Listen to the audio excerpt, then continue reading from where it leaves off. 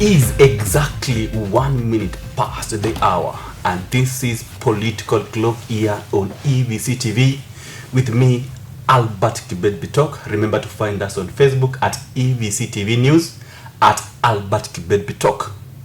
Today, being the 11th of June 2025, our focus today is on matters security. The recent incident of Albert Ojwang being murdered in the police cells has caused a lot of debate over and over again. Today, I am joined by Atambo Janai and a human rights activist, that is Rotara Richard. And straight to the point, I want them to introduce themselves as we kick off the show. Welcome, Atambo Janai and Rotara Richard. Starting with you, Atambo Janai. Thank you very much. Yes. First, I want to extend my gratitude to the press for giving us an opportunity to at least come out clear and air out the issues that are affecting our nation. My name, as you heard, is Atambo Janai. I'm a political analyst. And today, we are here at least to analyze what is really happening in the current regime. Yeah. Welcome, Atambo Janai. Thank you. Richard Rotara. Yeah. Thank you so much. I'm Richard Rotara. I come from Kapseret sub-county. I'm a human rights activist here in Eldoret. Also, I can say thank you for hosting us today, so that we just talk something about Security. about the security and the killing of Ojwang. Yeah. Welcome, and thank you for finding time to have you in this studio of EVC TV. Now, straight to the point. We have been having a series of recent killings. Maybe to start with, last month we had killings in Ongata Barakoi over a land issue. We came now to Nakuru. We have a series of murders, and all associated with the police. Right now, we have a hot one involving Albert Ojwang, who was a teacher, history and theory teacher. And this one is more of a murder and not even... We are here to discuss murder by police.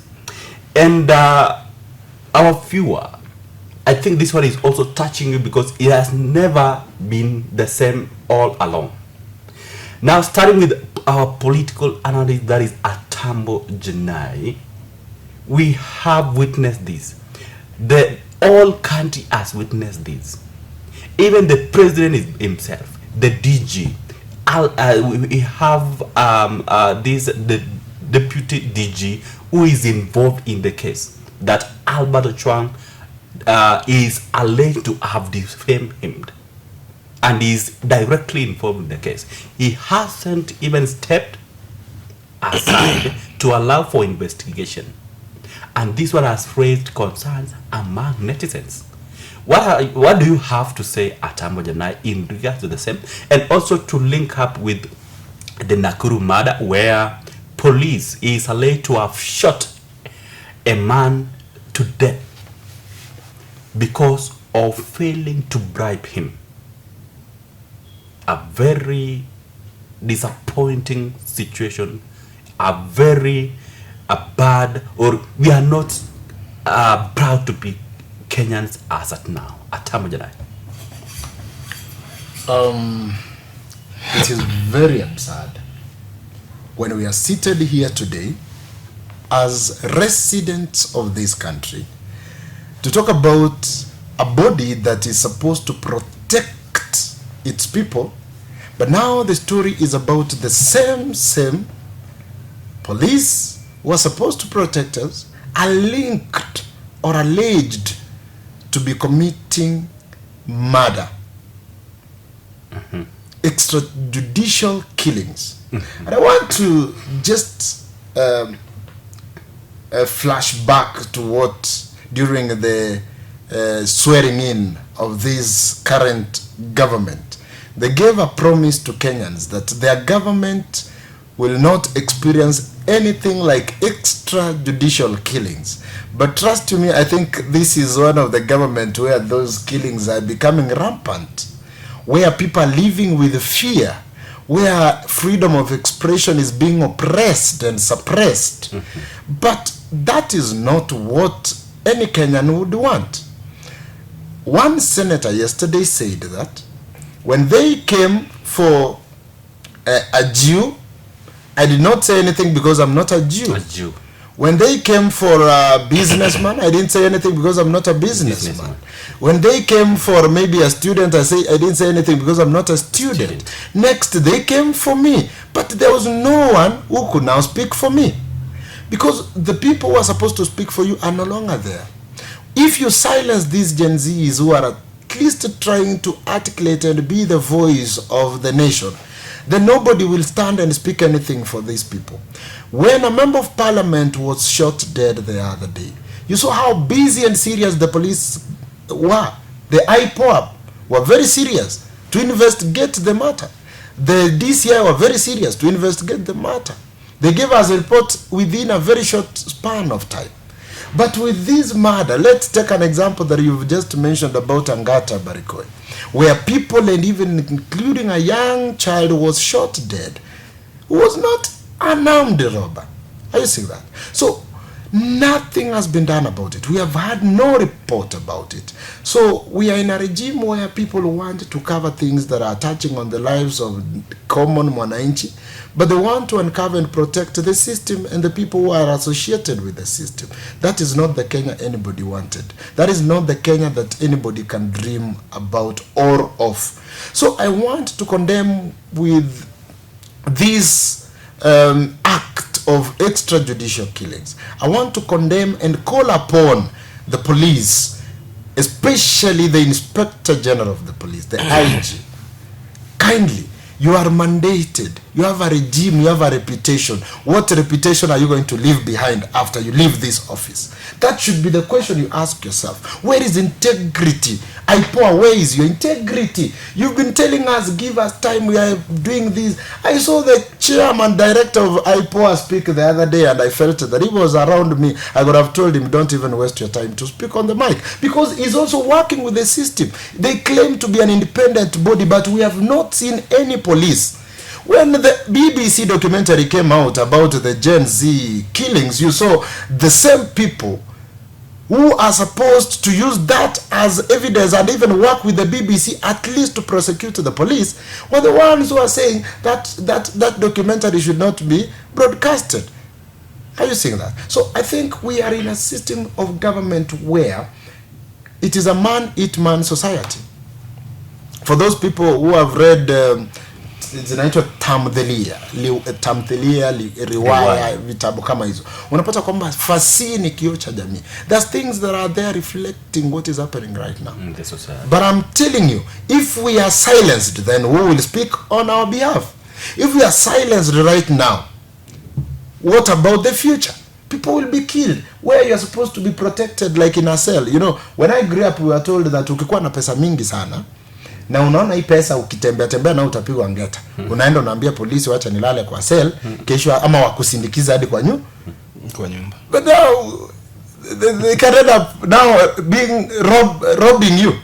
They end up killing you instead of even protecting you. Now we are fearing our police people. The other time I was telling people that this police is just a title. It is just a name. They are our brothers, they are our sons, they are our siblings, daughters. Are you seeing? Some of us, they are our students, they are our people. But is it who is to blame? Is it their heads? Those people are, you know, the police are meant to follow commands. Yeah. You know, a trained dog. You know, a trained dog. You tell it, command. Yes, you tell it bite, it bites. Sit, it sits. So they want to operate like that. That any command they are given, they want to execute it. But are they not rational beings? Because when you are a rational being, you can identify that this is a human being and this is an animal. But now when you shoot and kill your fellow human being, you injure, you assault your fellow human being, and you're the same people where cases will be brought to. Wewe ndio utakuja waambiwa andika OB sasa eti mtu ameni assault. They will be measuring your injuries, wakwambia hata hujafanywa kitu, enda nyumbani meza painkiller na ulale. Because they are into it. I think we really need to reform the police. We really need to reform that body, or else we are doomed as a country. Not only the common mwananchi, even these politicians who are up there claiming and thinking that they are safe, they are not safe if they are not going to fix this situation. Yeah, we really needed to reform the police. That is according to political analyst Atambo Janai. Now over to you, human activist Rotara Richard. Yes. Albert Ojwang. Yes. It happened that I share the same name with him, and I feel very sad to have lost such a vibrant man. And we are told that Albert Ojwang died in police custody. Autopsy has revealed that he had serious injuries on his head, and even we see over the social media, we saw a picture of him. And earlier reports by the police say that Albert hit his head against the wall of a police cell. That is the opposite of the autopsy. Now, one will ask himself that when I'm in danger, I'm being followed by maybe a gang, I'll head to a police. Now the police who are supposed to protect me are now turning against me. Where are we now headed to? Where are we saving our lives from? Because those people we are supposed, or we tend to rush to, are turning the same guns to us. From your point of view as a human activist based in Eldoret, shed light on where is the country heading to in matter of security. Okay, thank you once again. Let me start from where you started to talk about Angata Baragoi, Nakuru, then the current situation right now. I can remember days back about Angata. The killing of Angata Baragoi, I think ni kuachilia mashamba. True. Na hii shamba na atufichi na bila kuongea na tuseme ukweli. Shamba lenye limechukuliwa kule limehusika bakubwa na president. Na kwa nini limehusika hivyo, na kwa nini mauaji imeelekezwa kule Lang'ata?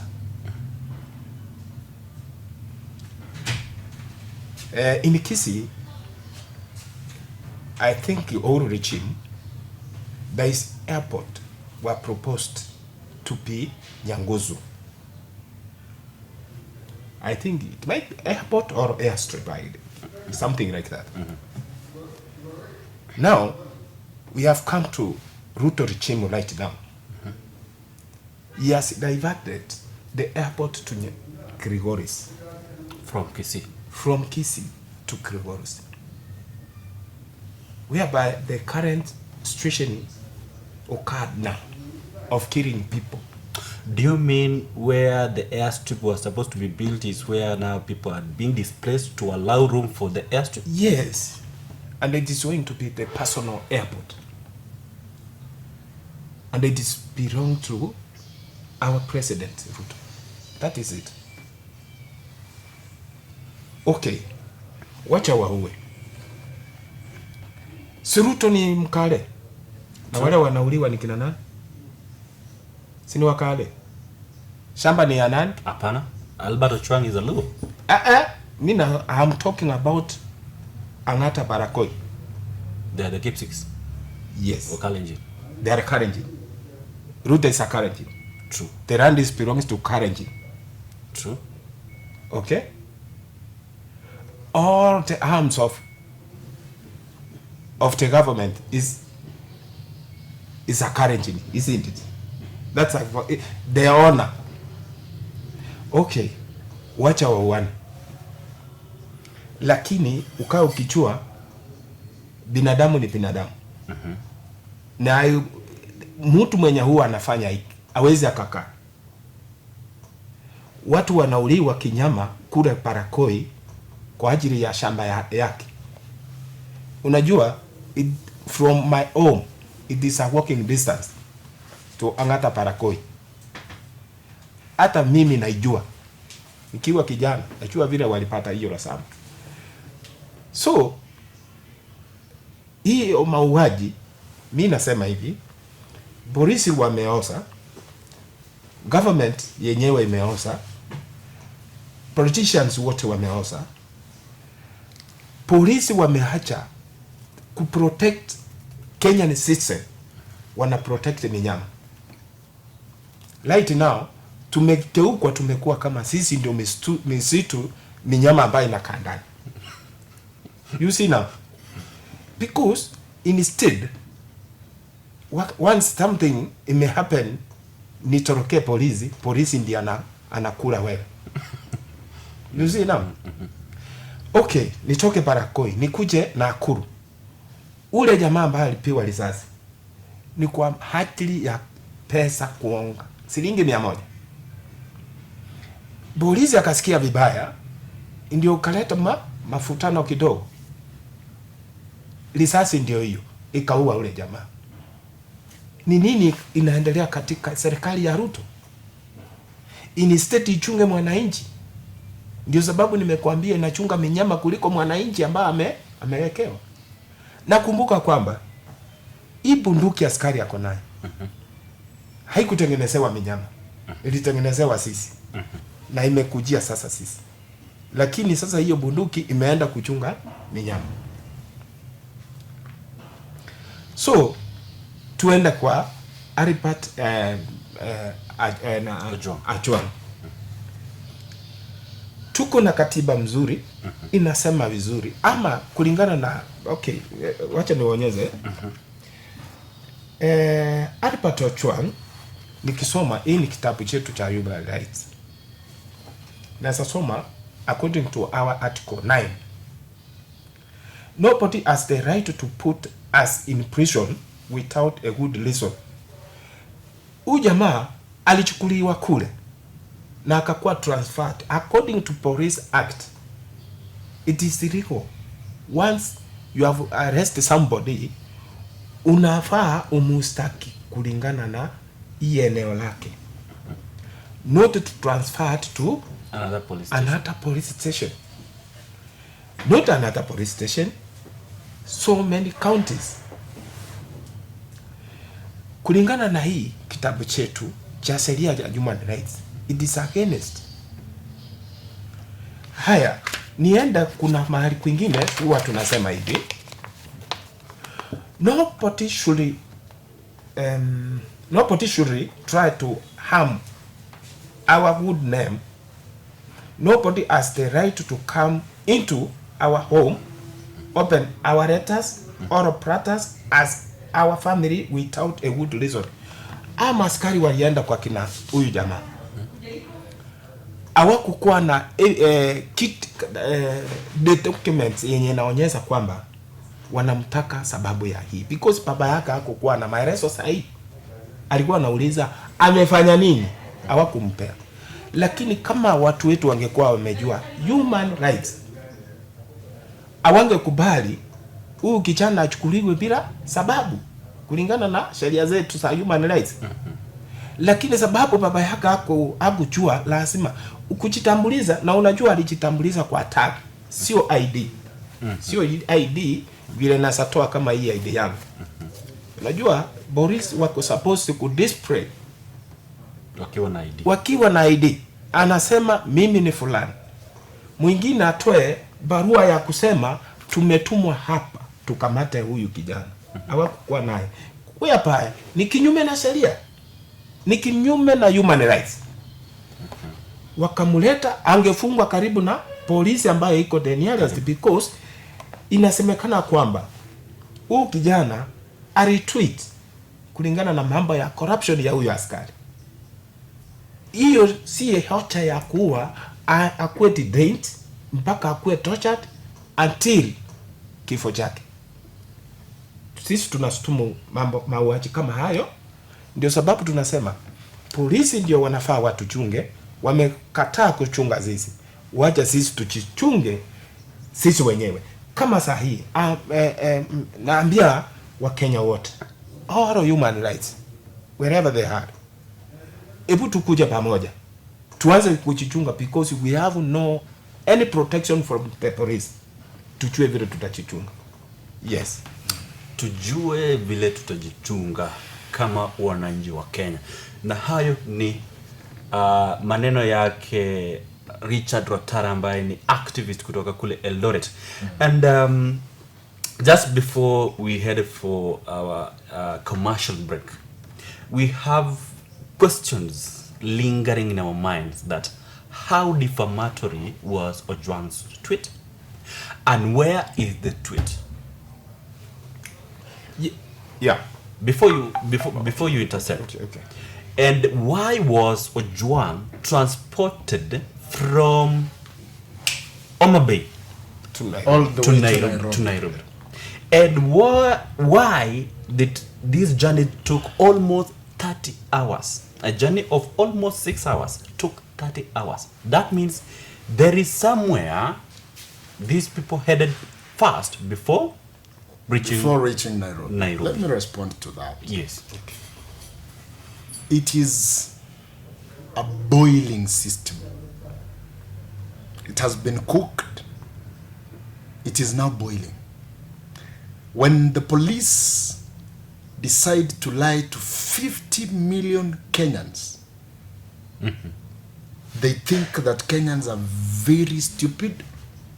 Kenyans are people that you can just write a press statement and they subscribe to it without doing any analysis on the matter. Because that moment they were telling us that the guy was booked on Saturday night. I heard the IG talk about that story, that he was booked at around 9, then he was taken to hospital at around 1 a.m. at night. You see, that is a span of a few hours. But by that time, they are claiming that the guy had hit his head to the wall, extent that he had killed himself. I was just asking my fellow people who were around me that time. I told one of my friends, now, hit you, give a bunch to the wall. And tell me if you can do it twice. If you do it twice, then I will say indeed that guy hit his head on the wall. You cannot, a sober mind, that guy was not under drugs. Albert Ojwang was sober. You cannot hit your head once and twice because of the pain. You know. What about the neck? Did he hit the neck against the wall? That were the questions that we asked. He also hit the neck and all those. So please, our people, if you've been mandated. Now, wacha tuseme ukweli. The problem we are having with our police forces ni kuhongana, kuwekwa kazini. You know, I don't know why people are not talking about that. Kwamba polisi hawaandikwi sababu wamejitolea. Wameandikwa sababu walihongana kuingia kwenye force. Na sijui mbona watu wakubwa wanasimamia polisi wanajifanya ni kama historia wajui. I really don't know why we behave. You know, we Kenyans are very funny. Sasa tukiongea hivyo utapata pia mimi nimekujua na defame etitoa evidence nini. But those are the things that are on the ground. Moses Kuria was talking about the people who have been who are recruited for the prison service, that he has been told stories that they bribed, others were asked for almost 500,000 for them to join the forces. And that is where our problem begins. That is where the problem begins. That is where we are getting it wrong. Hata ile wakati daktari atahongana apewe kazi ya kuwa daktari, hata kudunga sindano vile anataka sababu aliongana kwa mkubwa, so mkubwa hizi mfuta kazi. Are you seeing that? So people are not giving. It is a police force. It's service. When you're giving service, na uliongana kuingia kwa hiyo service, at the end of the day you'll give it wrong. The journey between Homa Bay and Nairobi, there are so many things that happened in between. For those people who have been on the police custody can tell you, we have seen people who are being assaulted to affirm to some cases, to plead guilty. Kwamba sasa unaona wanakufinya, unajua unafinya, unaambia sasa kubali tu, then ukubali, then yaisha. I saw a case during the murders that took place in Nairobi, ile swamp ilikuwa inaitwaje, ile ambayo watu walikuwa wameweka kwa gunia, Kwale ile. Kijana mmoja akajitokeza, akashikwa, akahusishwa na mauaji, si ndio? Kidogo kidogo kijana akasema, tukaona ameplead, amekubali, ameplead guilty. My own analysis, my opinion, I think that guy was a stage management thing to divert our attention. Yeah. Then all of a sudden, within a few days, the guy escaped. Yeah. Who escapes from a prison, my good friend? How possible was that? Then he left and disappeared into thin air till up to now. Yeah. Till date, we don't know his whereabouts. So please, Mr. President, I want to call upon the president. I think the easiest way to ease this tension, let the DIG resign. All right? Let the president talk about this matter. When people of Angata Barikoi were murdered, brutally murdered, the government, the executive didn't talk about it. We only saw the MPs and the senators go to that side and speak about it. But the president never talked about it. A few days after that, one member of parliament was shot dead. And we saw the president condoling with the family. Does it mean that the only life that matters in this country are lives of politicians? Are lives of prominent people? That you'd rather protect one prominent person and kill hundreds and thousands of people? That should not be the direction that we should head as a country. Every life should matter. Are you saying that? So, the death of Albert Ojwang should not only act as a trigger for our urge for and demand for justice, but it should act as the last act that we are seeing as a country where the police are killing people and we keep quiet about it. We talk about it, members of parliament talk about it, senators talked about it, but it disappears again. No action is being taken. Human rights activists talk about it, some of them are threatened. They never go into the situation. Our executive has been captured.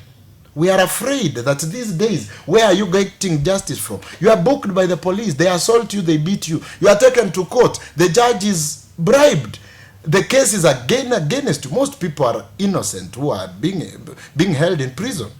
We all know that, and I don't know why we are never talking about it, which is the truth. Most criminals are walking out there, others in uniforms, others in suits, others in holding big seats. Sometimes hata sisi wa Kenya tunakosea.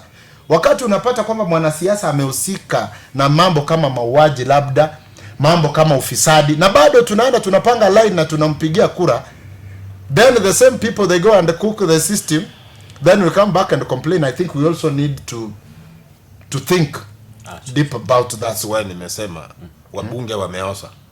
Ni ukweli umesema. Sababu pia sisi wa Kenya kuna mahali tunakosea, by the way. Yeah.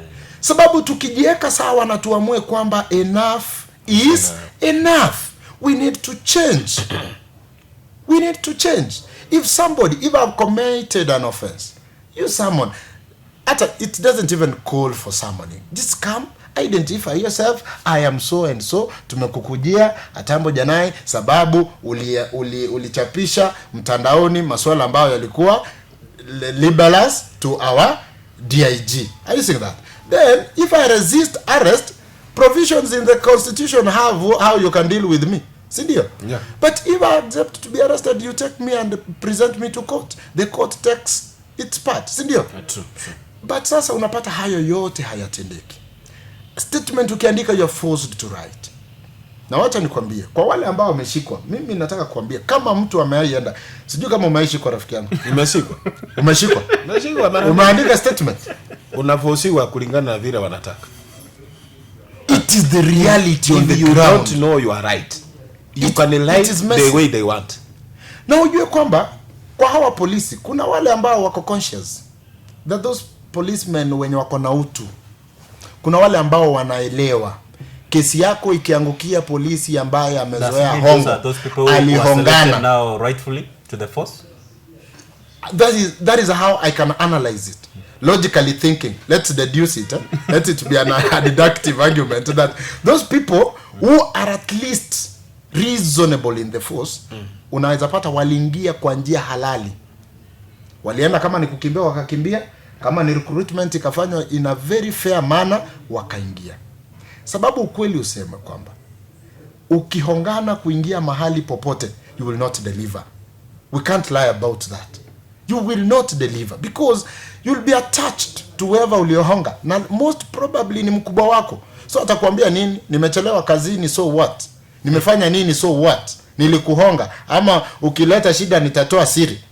Kazi sisi tuenda wote nyumbani. Tuenda wote nyumbani. So you need to also protect your job. So I think it is a very serious matter that really needs to be addressed because we are now afraid. It started like something minor.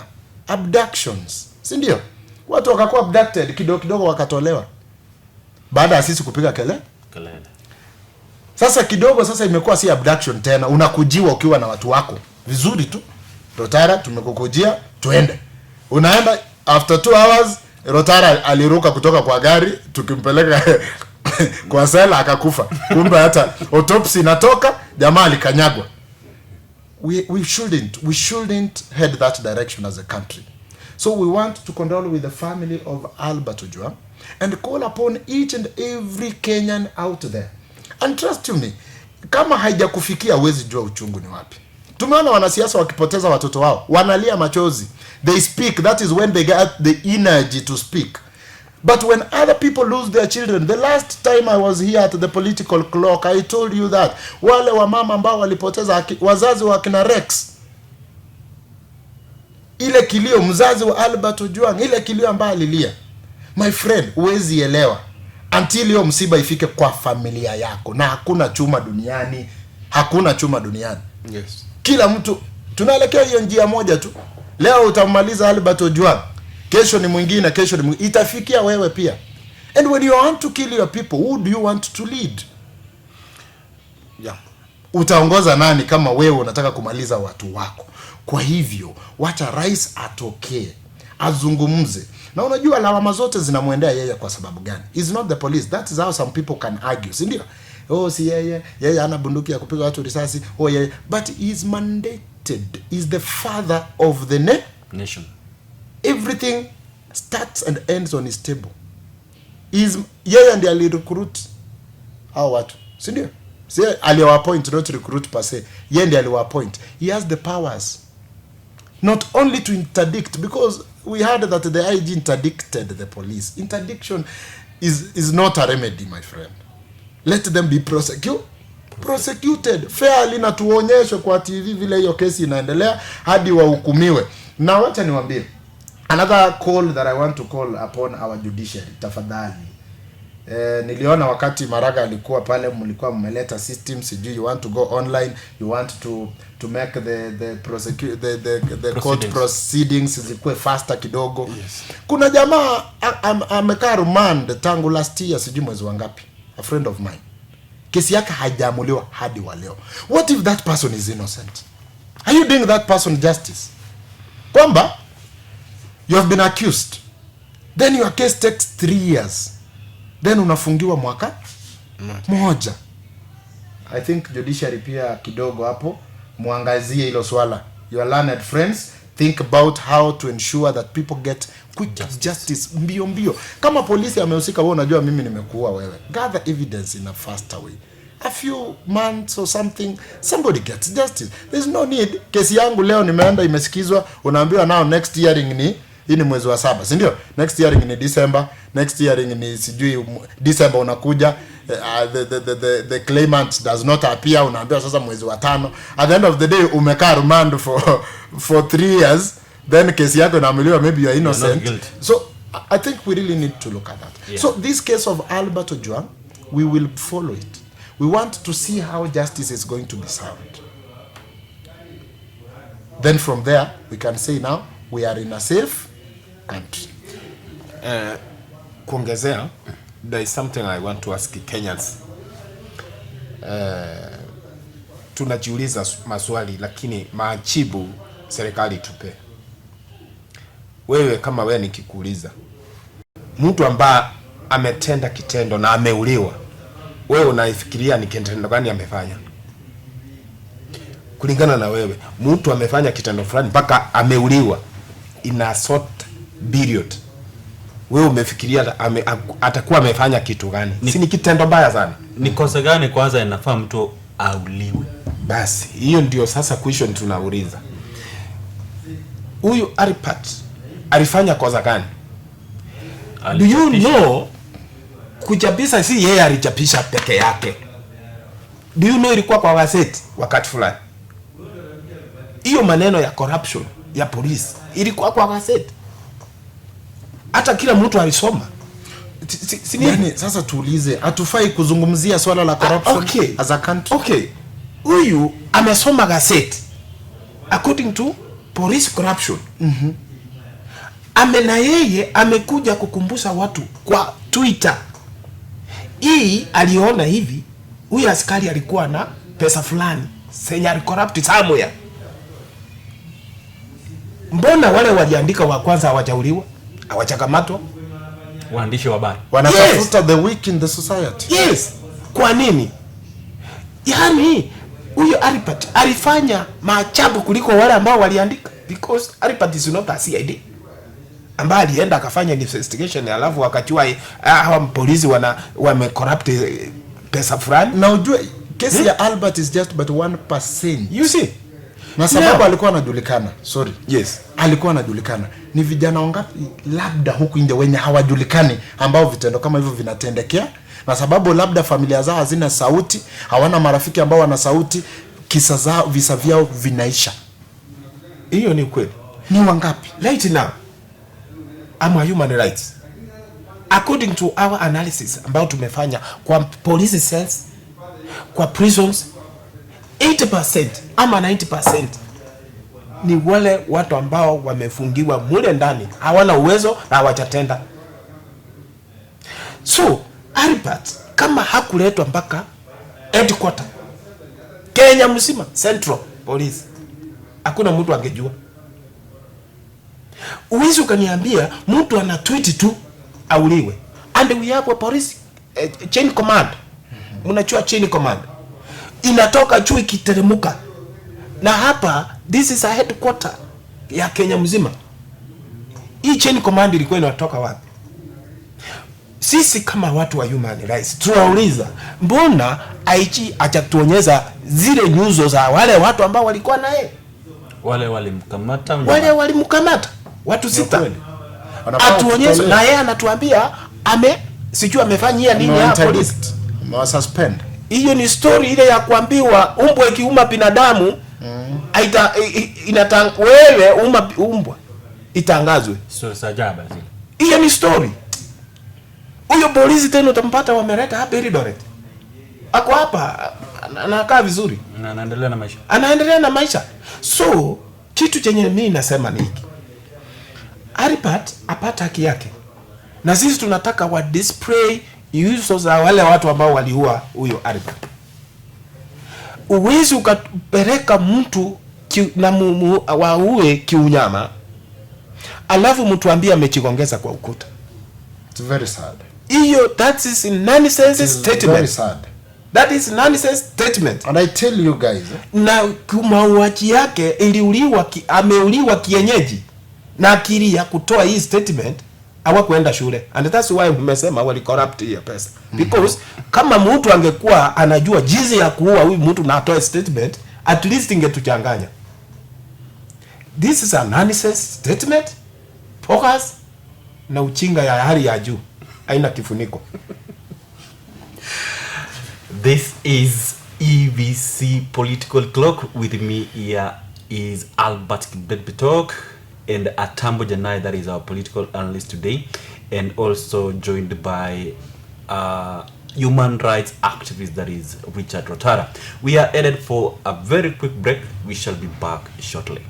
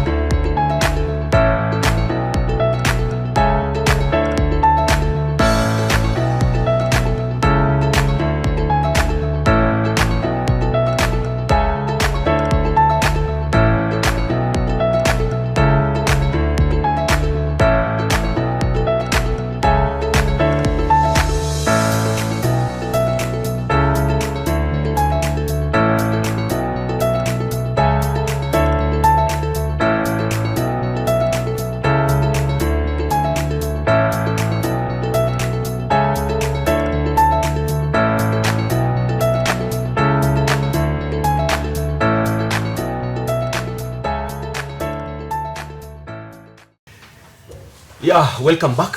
It is exactly 41 minutes past 9 a.m. and this is EVC Political Clock with me, Albert Kibet Bitok. Remember to find us on Facebook at Albert Kibet Bitok, at EVC TV News.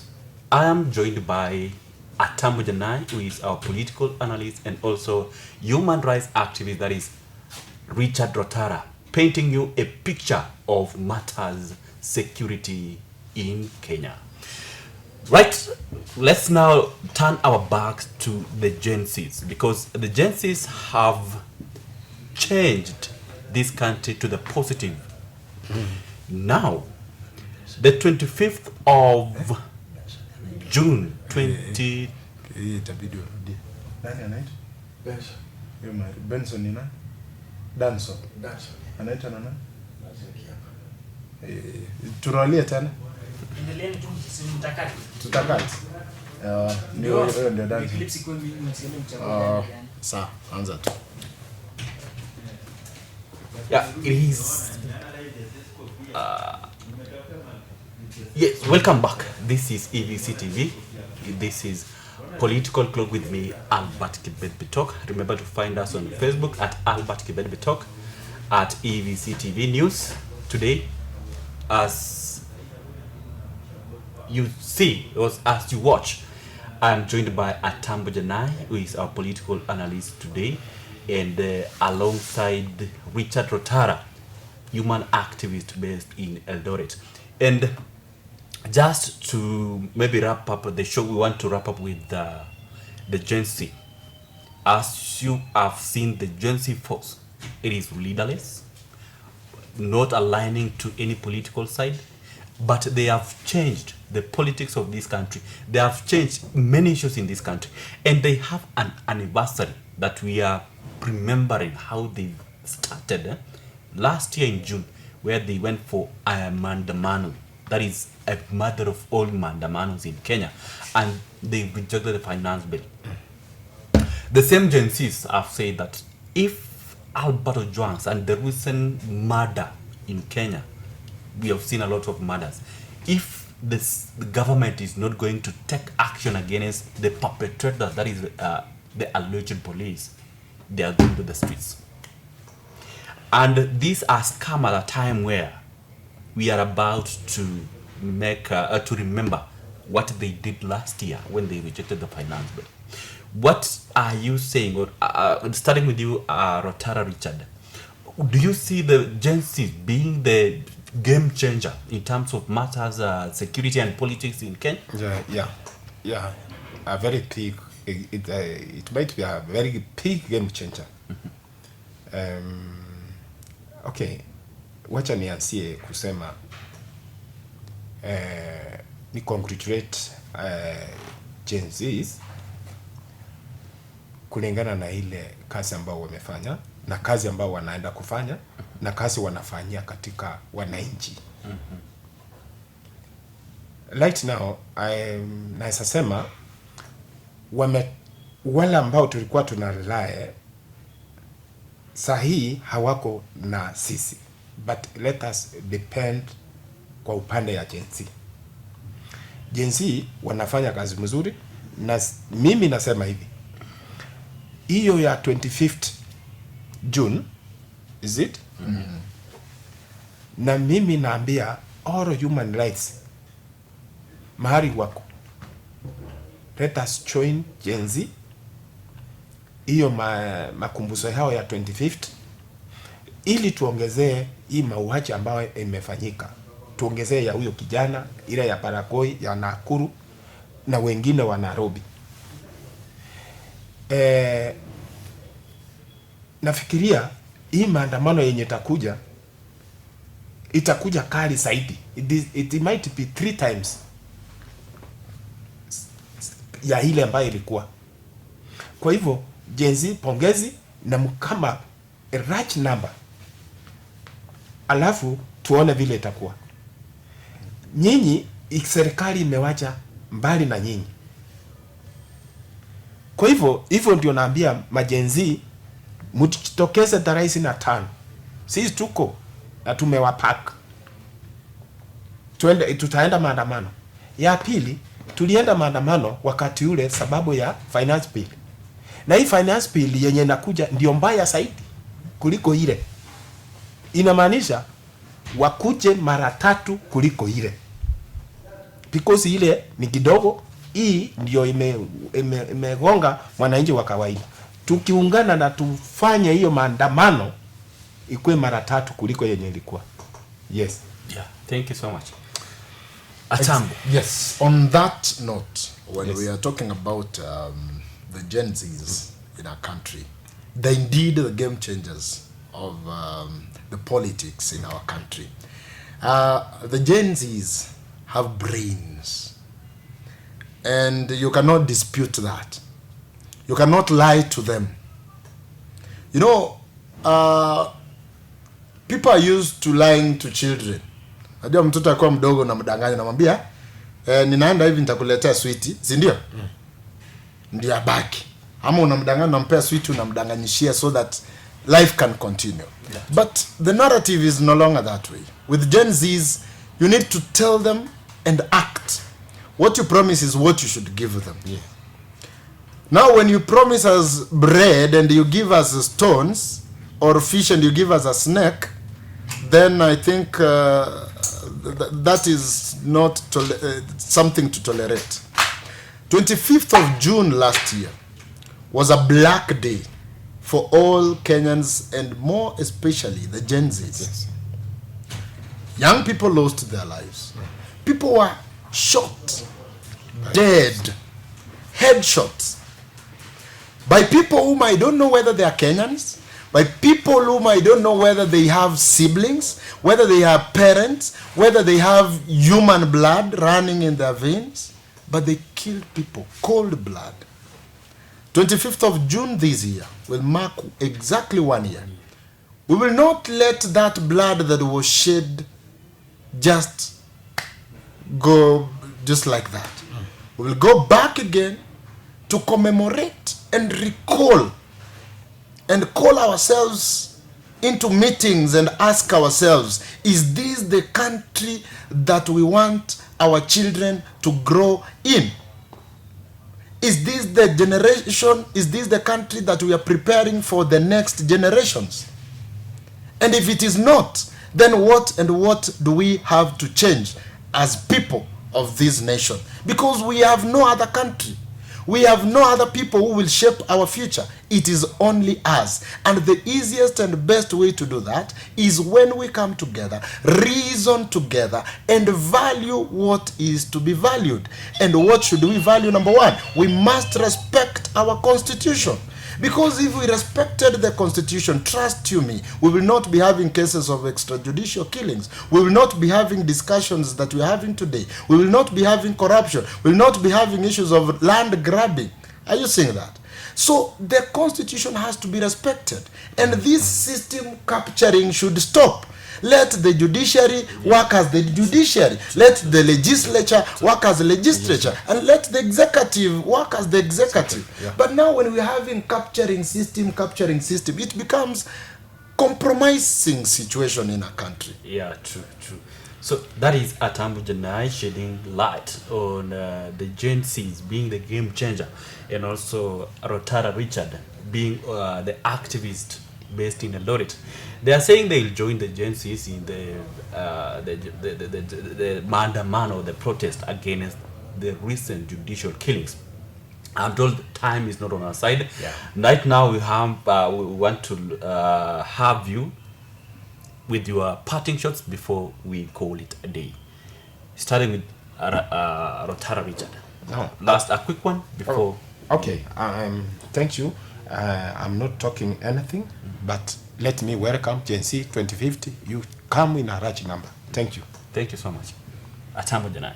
All I can say is let's not keep quiet about the extrajudicial killings that we're expecting or experiencing per se as a country. Let's not keep quiet. And let me ask these politicians, starting with our president, please, the tension is high. Calm it by acting. Not just speaking, but act. Let's see that indeed what you vowed to do, you are doing it. Protect your people. You have no country if you have no people. And you have no country if all the young people are desperate and dead. Thank you. That has been Atambu Janai, our political analyst today, alongside Richard Rotara, human activist based in Eldoret.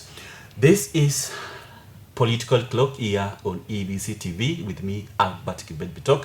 Thank you so much for finding time here on EBC TV to shed light on matter security. Thank you so much, Rotara, also for having you in this show. And Political Clock comes to an end. Thank you so much for your time. On behalf of EBC TV, we send our condolences to the family of Albert Ojwang and all those who have been murdered by alleged police. That may justice be served. Until next time, see you.